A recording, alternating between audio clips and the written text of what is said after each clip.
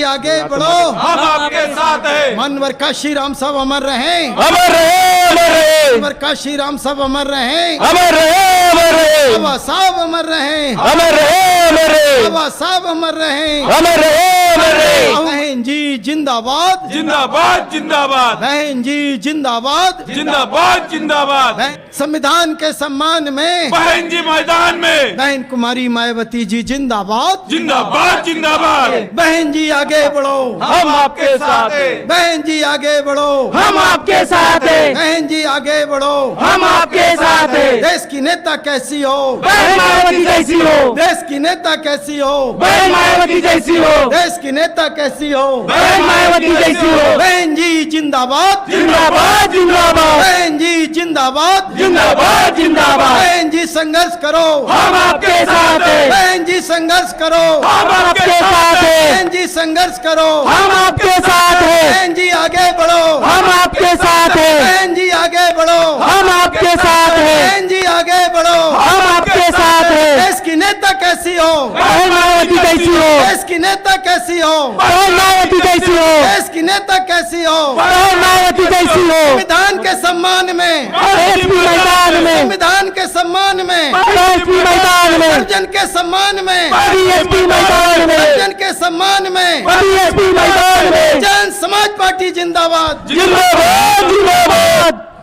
Bahujan Samaj party जिंदाबाद, जिंदाबाद जिंदाबाद।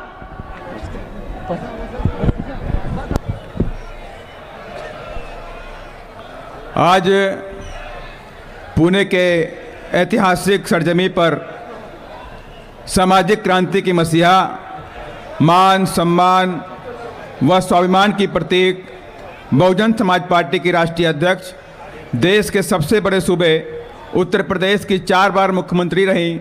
पूर्व सांसद आदरणीय बहन जी का हम सभी तहे दिल से हार्दिक स्वागत व अभिनंदन करते हैं।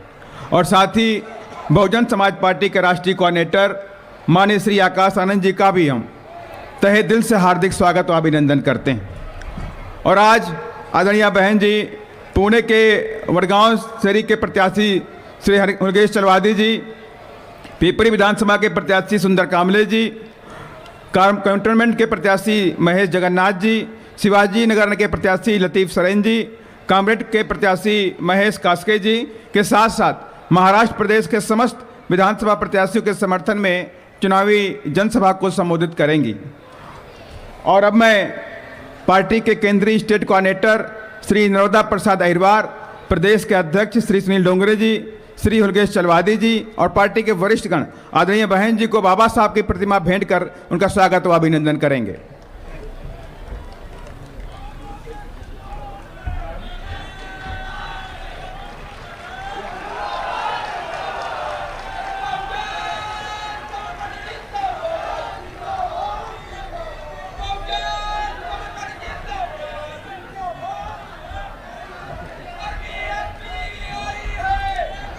और अब मैं माननीय श्री आकाश आनंद जी को के लिए मैं रिक्वेस्ट करता हूँ, सभी पार्टी के पदाधिकारीगण आप माननीय आकाश आनंद जी का भी महात्मा फूले जी की प्रतिमा भेंट कर स्वागत अभिनंदन करेंगे।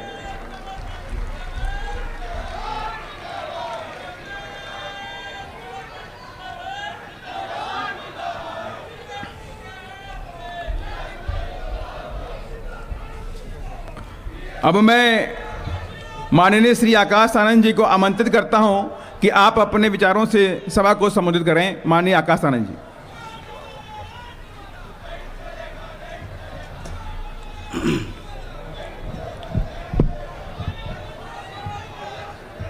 साथियों, जय भीम,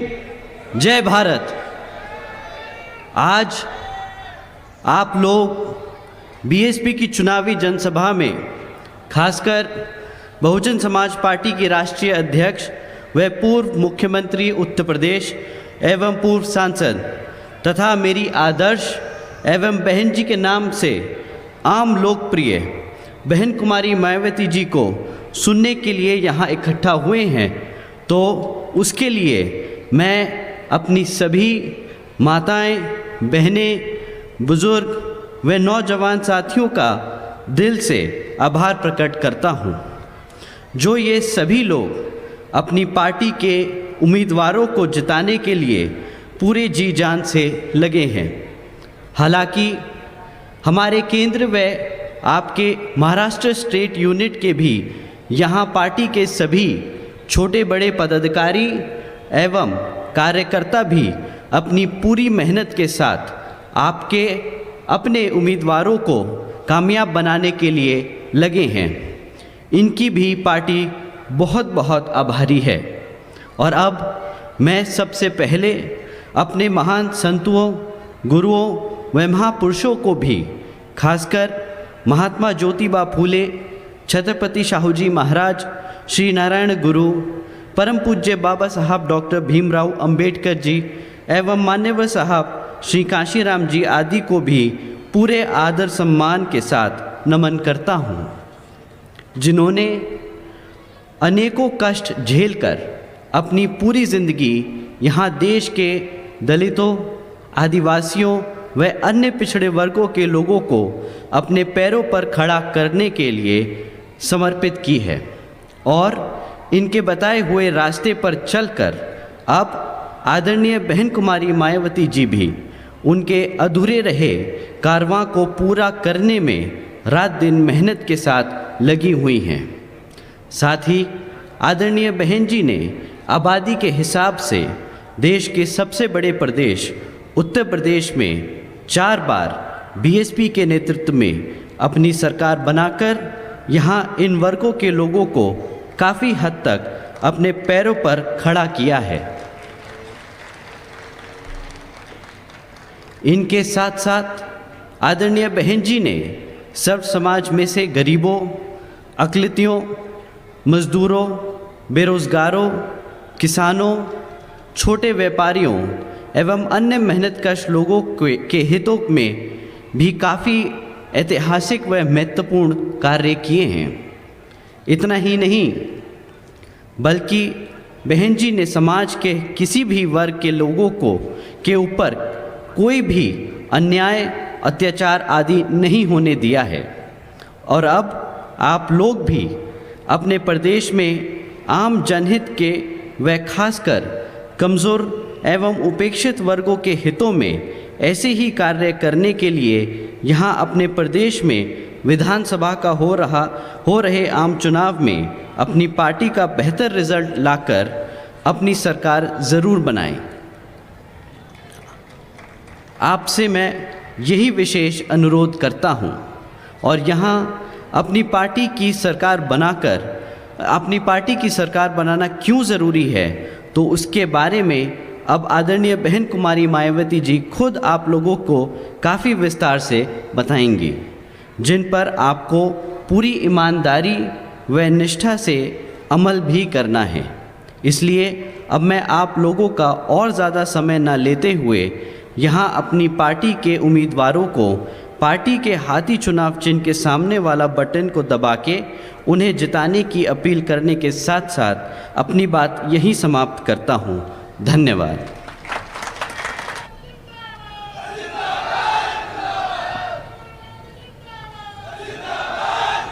और अब मैं आदरणीय बहन जी से विनम्र आग्रह करता हूं कि आप अपने ख्यालात रखें। आदरणीय बहन जी।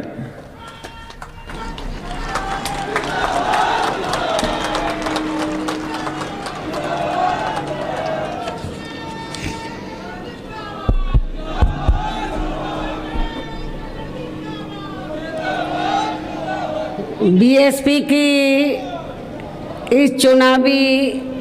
जनसभा में इकट्ठा हुए पार्टी के सभी छोटे बड़े पदाधिकारी, नेता एवं कार्यकर्तागण, आज आप लोग यहाँ महाराष्ट्र स्टेट में विधानसभा के लिए हो रहे आम चुनाव में अपनी पार्टी के उम्मीदवारों के समर्थन में मुझे व मेरे साथ साथ पार्टी के नेशनल कोऑर्डिनेटर श्री आकाश आनंद को भी सुनने के लिए यहाँ इकट्ठा हुए हैं, तो उसके लिए मैं आप सभी लोगों का हार्दिक दिल से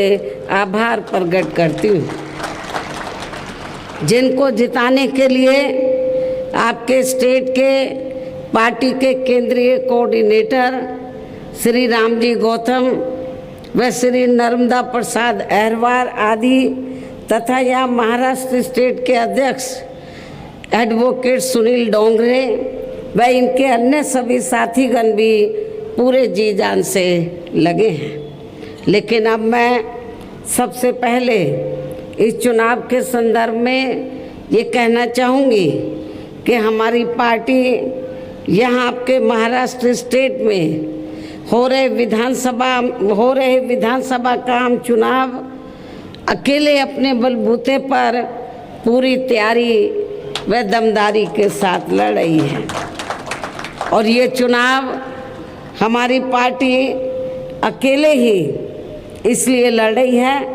क्योंकि इस मामले में अभी तक के रहे अनुभव के मुताबिक हमने जिस भी पार्टी के साथ गठबंधन करके कोई भी चुनाव लड़ा है तो हमारी पार्टी का दलित बेस वोट तो एक तरफा गठबंधन की पार्टी को चला जाता है, लेकिन उस पार्टी के लोगों की जातिवादी मानसिकता होने की वजह से उनके पार्टी का अधिकांश वोट हमारी पार्टी को नहीं मिल पाता है। जिस पार्टी से हम लोग गठबंधन करते हैं तो उस पार्टी के लोगों की जातिवादी मानसिकता होने की वजह से उनकी पार्टी का अधिकांश वोट हमारी पार्टी को नहीं मिल पाता है, अर्थात ट्रांसफ़र नहीं हो पाता है, बल्कि उनका ये वोट अंदर अंदर दूसरी पार्टी के खासकर उच्च वर्ग के उम्मीदवारों को ही चला जाता है और फिर वहाँ हमें केवल दलित व थोड़ा बहुत अपनी पार्टी से अन्य कमज़ोर वर्गों का जुड़ा वोट ही पड़कर रह जाता है, जिससे उन सीटों पर हमारी पार्टी के ज़्यादातर उम्मीदवार कामयाब नहीं हो पाते हैं तथा पार्टी का वोट प्रतिशत भी इससे काफ़ी हद तक कम हो जाता है। ऐसे में अब हमारी पार्टी ने ये फैसला लिया है कि हमें ऐसी पार्टियों से गठबंधन करके चुनाव लड़ने की बजाय बल्कि बहुजन समाज के हर अंग को अर्थात SC, ST, OBC व इन्हीं की तरह दुखी व पीड़ित मुस्लिम व अन्य धार्मिक अल्पसंख्यकों के साथ साथ अपर कास्ट समाज में से अति गरीबों को भी भाईचारे के आधार पर सीधे ही पार्टी से जोड़कर हमें फिर अपनी पार्टी को सत्ता में लाना होगा। और ये सब हमने उत्तर प्रदेश में करके भी दिखाया है। ये बात मैं कोई हवाई आप लोगों के सामने नहीं रख रही हूँ, बल्कि ये सब हमने तो यूपी में करके भी दिखाया है, जो आबादी के हिसाब से देश का सबसे बड़ा प्रदेश भी है। इसलिए इन सब बातों को ध्यान में रखकर अब हमारी पार्टी आपके महाराष्ट्र स्टेट में अकेले ही यहाँ विधानसभा का आम चुनाव लड़कर यहाँ सत्ता में आना चाहती है, लेकिन यहाँ सरकार ना बनने की स्थिति में यहाँ आपके महाराष्ट्र स्टेट में पार्टी की सरकार ना बनने की स्थिति में यदि हमारी पार्टी बैलेंस ऑफ पावर भी बन जाती है तो तब फिर हमारी पार्टी ज़रूरत पड़ने पर यहाँ सरकार बनाने वाली पार्टी को अब फ्री में बाहर से समर्थन नहीं देगी, बल्कि उस सरकार में ही शामिल होकर अपने लोगों का कुछ हद तक विकास व उत्थान आदि कराने का ही पूरा प्रयास करेगी। इसके अलावा टिकट बंटवारे के मामले में भी हमने यहाँ सर्व समाज के लोगों को बीएसपी में जुड़ने की तादाद को ध्यान में रखकर फिर उसी अनुपात में ही उन्हें टिकट भी दिए हैं, अर्थात उन्हें उचित भागीदारी भी दी है। किंतु अब मैं आप लोगों का ध्यान अपनी पार्टी को कामयाब बनाने के लिए कुछ ज़रूरी बातों की तरफ ये दिलाना चाहती हूँ कि अपने देश को आज़ाद हुए अब बरसों बीत चुके हैं और इस लंबी अवधि में केंद्र व आपके महाराष्ट्र स्टेट में भी अधिकांश यहाँ कांग्रेस, बीजेपी व अन्य विरोधी पार्टियों की तथा इनके गठबंधन की ही सरकारें रही हैं, जिनकी जातिवादी, संकीर्ण व पूंजीवादी सोच के चलते यहाँ सर्व समाज में से विशेषकर गरीबों, दलितों, आदिवासियों, पिछड़े वर्गों, मुस्लिम व अन्य धार्मिक अल्पसंख्यक समाज के लोगों की भी सामाजिक एवं आर्थिक स्थिति में कोई खास सुधार नहीं आया है, बदलाव नहीं आया है। इसी प्रकार यहाँ मजदूरों, बेरोजगारों, किसानों, व्यापारियों एवं अन्य मेहनतकश लोगों की भी हालत कोई खास अच्छी नहीं रही है। ऐसे में अब इन सभी विरोधी पार्टियों को इन्हें और ज़्यादा आजमाने की ज़रूरत नहीं है। और इस संदर्भ में खासकर मैं दलितों, आदिवासियों व अन्य पिछड़े वर्गों के लोगों को ये भी बताना चाहती हूँ कि इन वर्गों के उत्थान के लिए परम पूज्य बाबा साहब डॉक्टर भीमराव अंबेडकर के कड़े संघर्ष एवं उनके अथक प्रयासों से भारतीय संविधान में जो इन्हें कानूनी अधिकार मिले हैं, तो उनमें से खासकर सरकारी नौकरियों में जो इनको आरक्षण की ये सुविधा मिली है, तो उसका यहाँ कांग्रेस, बीजेपी व अन्य विरोधी पार्टियों की रही सरकारों ने इन्हें अभी तक भी पूरा लाभ नहीं दिया है। और अब तो ये सभी विरोधी पार्टियों की जातिवादी सरकारें अपने राजनीतिक नफ़े नुकसान को भी ध्यान में रखकर इनके इस आरक्षण को मान्य कोर्ट की आड़ में इसे प्रभावहीन बनाने में व ख़त्म करने की भी पूरी कोशिश में लगी हुई है। और इसका खास उदाहरण दिनांक 1 अगस्त 2024 को माननीय सुप्रीम कोर्ट का दिया गया निर्णय है, जिसमें कोर्ट ने SC व ST वर्गों के आरक्षण में आरक्षण अर्थात इसमें वर्गीकरण करने व क्रीमी लेयर आदि को भी लागू करने की बात कही है, जिससे हमारी पार्टी कतई भी सहमत नहीं है। इतना ही नहीं बल्कि कोर्ट के इस निर्णय को प्रभावहीन बनाने व इससे पूर्व की स्थिति में लाने के लिए हमने मीडिया के जरिए केंद्र की वर्तमान भाजपा सरकार से इस मामले में संसद में संवैधानिक संशोधन विधेयक लाकर इसे पास कराने का भी अनेकों बार विशेष अनुरोध किया है, जिस पर केंद्र सरकार व पूरा विपक्ष भी अभी तक चुप्पी साधे हुए हैं। वैसे भी इस मामले में अब हमें इनसे कोई उम्मीद भी नहीं करनी चाहिए, क्योंकि अब तो सत्ता व विपक्ष की कई राज्य सरकारों ने कोर्ट के इस फैसले को लागू करना भी शुरू कर दिया है। इतना ही नहीं बल्कि माननीय कोर्ट ने अपने इस निर्णय को लागू कराने का अब ये सीधा कार्य राज्य सरकारों के ऊपर ही छोड़ दिया है। और अब राज्य सरकारें इस निर्णय की आड़ में अपनी पार्टी के लाभ के लिए इन वर्गों को आरक्षण के नाम पर बांटकर इन्हें आपस में ही खूब लड़ाएंगी, अर्थात इसका फूट डालो व राज करो की नीति की तरह ही पूरा राजनीतिक फायदा भी उठाएंगे। जबकि कांग्रेस के श्री राहुल गांधी ने तो विदेश में जाकर इनके सभी आरक्षण को आगे वक्त आने पर ख़त्म करने का भी ऐलान कर दिया है। ऐसे में अब हमारी पार्टी का यही कहना है कि देश में इन वर्गों को बाबा साहब डॉक्टर भीमराव अंबेडकर ने जो आरक्षण का ये संवैधानिक अधिकार दिया है, तो उसे अब यहाँ सभी जातिवादी पार्टियाँ किस्म किस्म के हथकंडे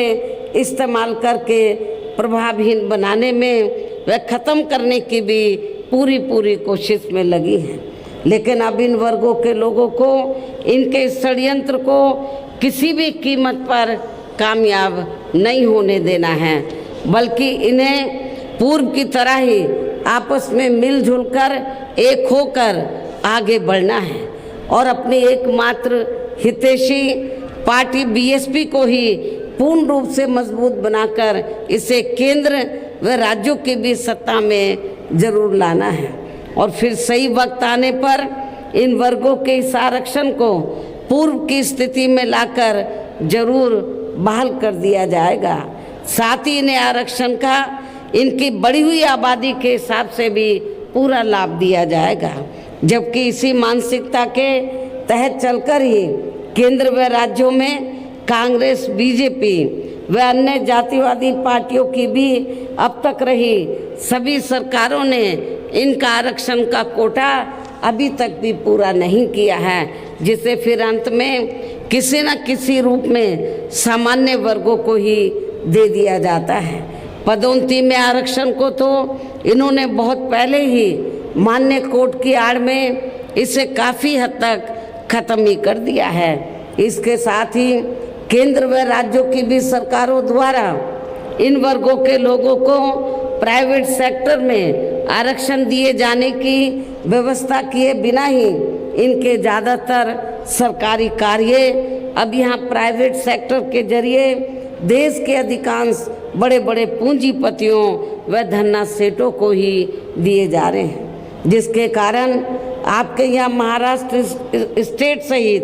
पूरे देश में अब इन वर्गों के लोगों को आरक्षण का बहुत कम ही लाभ मिल पा रहा है। और इससे अब पूरे देश में दलितों व आदिवासियों के साथ साथ अन्य पिछड़े वर्गों के लोगों को भी काफ़ी ज़्यादा नुकसान हो रहा है। जबकि अन्य पिछड़े वर्गों के लोगों को ये भी मालूम होना चाहिए कि इन्हें मंडल कमीशन की रिपोर्ट के तहत आरक्षण की सुविधा केंद्र में कांग्रेस पार्टी की रही सरकार में नहीं बल्कि बीएसपी के कड़े संघर्ष एवं अथक प्रयासों से ही केंद्र में रही श्री बीपी सिंह की सरकार में ही मिली है, जिसका भी अब यहाँ जातिवादी विरोधी पार्टियों की चल रही सरकारें इन्हें पूरा लाभ नहीं दे पा रही हैं। इसके साथ ही श्री बीपी सिंह की सरकार में ही इन वर्गों के मसीहा परम पूज्य बाबा साहब डॉक्टर भीमराव अंबेडकर को भी यहाँ भारत रत्न की उपाधि से सम्मानित किया गया है, जिसके लिए वो हर प्रकार से पात्र भी थे। जबकि इन्हें ये सम्मान इनके जीते जी केंद्र में रही कांग्रेस पार्टी की ही सरकार में बहुत पहले मिल जाना चाहिए था, लेकिन कांग्रेस पार्टी की रही सरकार ने अपनी जातिवादी मानसिकता की वजह से इनके देहांत के बाद भी इन्हें ये सम्मान नहीं दिया। जो इनके द्वारा बनाए गए संविधान की अब आए दिन यहाँ हवाई व खोखली बातें करते रहते हैं। इतना ही नहीं बल्कि इनके कारवां को आगे बढ़ाने वाले वे हर मामले में समर्पित रहे व्यक्तित्व मान्यवर श्री कांशीराम जी के देहांत होने पर उस समय केंद्र में रही इसी कांग्रेस पार्टी की सरकार ने इनके सम्मान में एक दिन का भी राष्ट्रीय शोक घोषित नहीं किया था। इससे भी इन वर्गों के प्रति इस कांग्रेस पार्टी की हीन व जातिवादी मानसिकता साफ झलकती है। इसके साथ ही इन वर्गों के लोगों को जुल्म जाति से निजात दिलाने के लिए जो भी नियम व कानून आदि बने हैं तो उन पर भी केंद्र व राज्यों की जातिवादी सरकारें सही से अमल नहीं कर पा रही हैं, जिससे अब यहाँ खासकर दलितों, आदिवासियों व अन्य पिछड़े वर्गों के ऊपर शोषण करने वालों का मनोबल और भी ज़्यादा बढ़ रहा है। और ये सब हमें यहाँ आपके महाराष्ट्र प्रदेश में भी काफ़ी कुछ देखने के लिए मिल रहा है। इसी प्रकार हमें पूरे देश में मुस्लिम व अन्य धार्मिक अल्पसंख्यक समाज के लोगों की भी हालत कोई खास अच्छी नज़र नहीं आती है। इनके साथ साथ अपर कास्ट समाज में से खासकर गरीब लोगों की भी आर्थिक स्थिति अभी भी यहाँ पूरे देश में काफ़ी ज़्यादा खराब व दयनीय ही बनी हुई है, जिसका काफ़ी कुछ खुलासा सच्चर कमेटी की रिपोर्ट में भी किया गया है। इनके अलावा आपके महाराष्ट्र स्टेट सहित पूरे देश में सर्व समाज में से विशेषकर यहाँ गरीब मजदूर, किसान, कर्मचारी, व्यापारी एवं अन्य मेहनतकश लोग भी अपनी विभिन्न समस्याओं को लेकर अभी भी हमें काफ़ी ज़्यादा दुखी व परेशान ही नज़र आते हैं। और इन सब की मुख्य वजह हमारी पार्टी केंद्र में व आपके महाराष्ट्र स्टेट में भी यहाँ अब तक की रही सभी विरोधी पार्टियों की सरकारों की गरीब व किसान विरोधी तथा इनकी जातिवादी, संकीर्ण व पूंजीवादी मानसिकता के तहत बनाई गई इनकी गलत नीतियों एवं गलत कार्य प्रणाली को ही पूरे तौर से जिम्मेवार मानकर चलती है, जिसके कारण ही आए दिन यहाँ पूरे देश में गरीबी, बेरोजगारी व महंगाई आदि भी काफ़ी ज़्यादा बढ़ रही है, जिससे आम जनता काफ़ी ज़्यादा दुखी व चिंतित भी है। इसके साथ साथ अभी भी अपने देश में भ्रष्टाचार हर स्तर पर काफ़ी ज़्यादा फैला हुआ है, जिससे आपका खुद का महाराष्ट्र स्टेट भी अछूता नहीं रहा है। और इन सब के लिए हमारी पार्टी आज़ादी के बाद से लेकर अभी तक केंद्र व देश के अधिकांश राज्यों में तथा आपके खुद के अपने महाराष्ट्र प्रदेश में भी ज़्यादातर सत्ता यहाँ गलत पार्टियों में से खासकर कांग्रेस, बीजेपी व इनके गठबंधन दलों के हाथों में ही आने को मानकर चलती हैं, जिनकी जातिवादी, संकीर्ण व पूंजीवादी सोच अभी तक भी नहीं बदली है। और इन सभी विरोधी पार्टियों को हमारी पार्टी इसलिए भी जिम्मेवार मानकर चलती है क्योंकि शुरू से ही लगभग ये सभी विरोधी पार्टियां केंद्र व देश के अधिकांश राज्यों में भी ज़्यादातर यहाँ बड़े बड़े पूंजीपतियों व धन्ना सेठों के ही आर्थिक मदद से सत्ता में आती रही हैं। और सत्ता में आ जाने के बाद फिर ये विरोधी पार्टियां अधिकतर मामलों में अपनी आर्थिक एवं अन्य सभी नीतियां यहाँ गरीब एवं आम जनता की समस्याओं को दूर करने के हिसाब से तैयार नहीं करती हैं, बल्कि देश के उन बड़े बड़े पूंजीपतियों व धन्ना सेठों को ही फायदा पहुंचाने के हिसाब से अपनी अधिकांश नीतियां तैयार करती हैं, जिनके धन व बल से चुनाव लड़कर ज़्यादातर ये पार्टियां केंद्र व आपके स्टेट सहित अन्य राज्यों में भी अभी तक यहाँ सत्ता में आती रही हैं, जिसके कारण ही अब पूरे देश में व आपके खुद के अपने प्रदेश में भी अभी भी हमें यहाँ सर्व समाज के लोग अपनी विभिन्न समस्याओं को लेकर काफ़ी ज़्यादा परेशानी नज़र आते हैं। जबकि पूरे देश में बीएसपी ही अकेली एक ऐसी पार्टी है जो विरोधी पार्टियों की तरह देश के बड़े बड़े पूंजीपतियों व धन्ना सेठों आदि की आर्थिक मदद से नहीं, बल्कि अपनी पार्टी के ही आम कार्यकर्ताओं की आर्थिक मदद से चुनाव लड़कर यहाँ केंद्र व राज्यों की भी सत्ता में आना चाहती है, ताकि हमारी पार्टी सत्ता में आने के बाद फिर बिना किसी दबाव के वे आज़ाद होकर या सर्व समाज के लोगों की अधिकांश समस्याओं का समाधान करके उन्हें हर मामले में खुशहाल बना सके। और इसी आधार पर चलकर ही आबादी के हिसाब से देश के सबसे बड़े प्रदेश उत्तर प्रदेश में 4 बार हमारी पार्टी ने अपने नेतृत्व में वहाँ सरकार भी बनाई है। और हमने अपनी सभी चारों रही सरकारों में अपनी पार्टी की विचारधारा एवं सिद्धांतों के तहत चलकर वैसे तो वहाँ सर्व समाज के हितों का पूरा ध्यान रखा है, लेकिन सभी मामलों में प्राथमिकता पहले हमने वहाँ सर्व समाज में से विशेषकर उन दलितों, आदिवासियों, पिछड़े वर्गों, मुस्लिम व अन्य अकलियतों को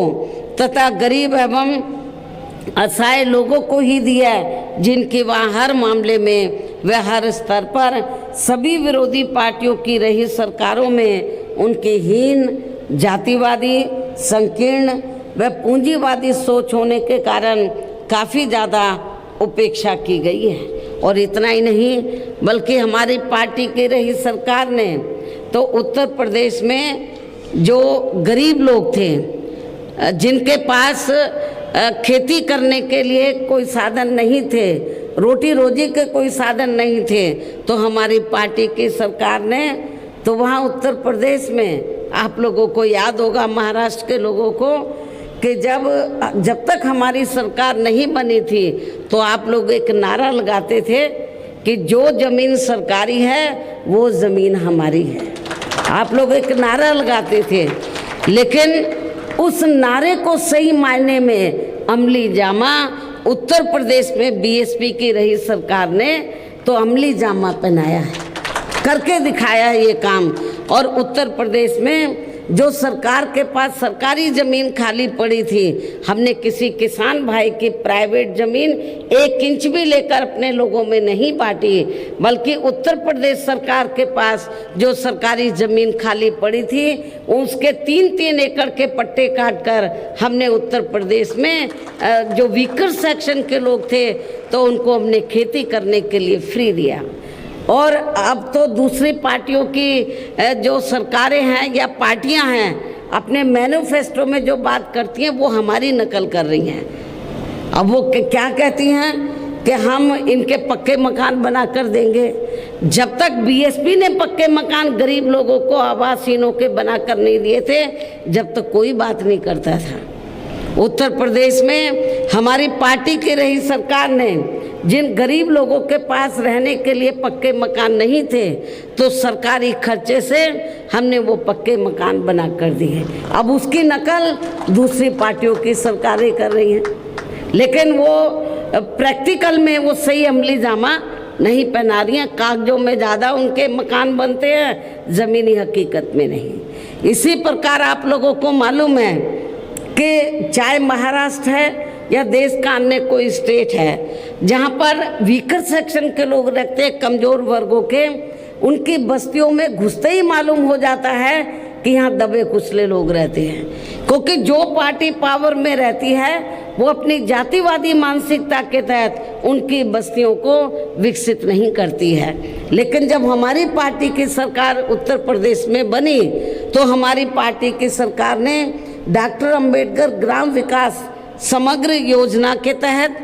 और मान्यवर श्री कांशीराम जी शहरी समग्र विकास योजना के तहत उत्तर प्रदेश में जो देहात थे चिन्हित करके, जहाँ इनकी आबादी ज़्यादा थी, तो उनकी बस्तियों को हमने प्राथमिकता के आधार पर हर सुविधा से विकसित किया। शहरों की भी बस्तियों को हमने विकसित किया, तो इससे उनके रहन सहन के ऊपर काफ़ी असर पड़ा। इसके साथ साथ हमने उत्तर प्रदेश में गरीब एवं बेरोजगार लोगों को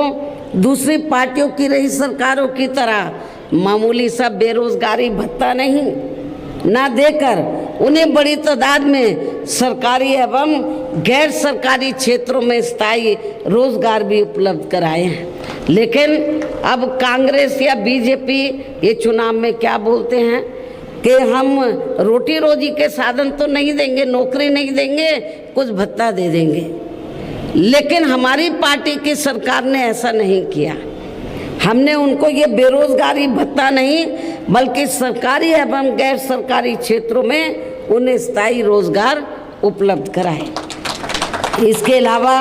हमारी पार्टी की रही सरकार ने वहाँ विभिन्न क्षेत्रों में लगे लोगों के साथ साथ छात्रों, युवाओं, महिलाओं व बुजुर्गों आदि के हितों में भी अनेकों महत्वपूर्ण व ऐतिहासिक कार्य किए हैं, जिनसे उन्हें काफ़ी ज़्यादा लाभ पहुंचा है। किसानों की भी समस्याओं का अधिकांश समाधान किया गया है तथा उनकी फसलों का भी उन्हें समय से उचित दाम दिया है। साथ ही हमने वहाँ सर्व समाज के लोगों के ऊपर किसी भी प्रकार की कोई जुल्म जाति आदि भी नहीं होने दी है।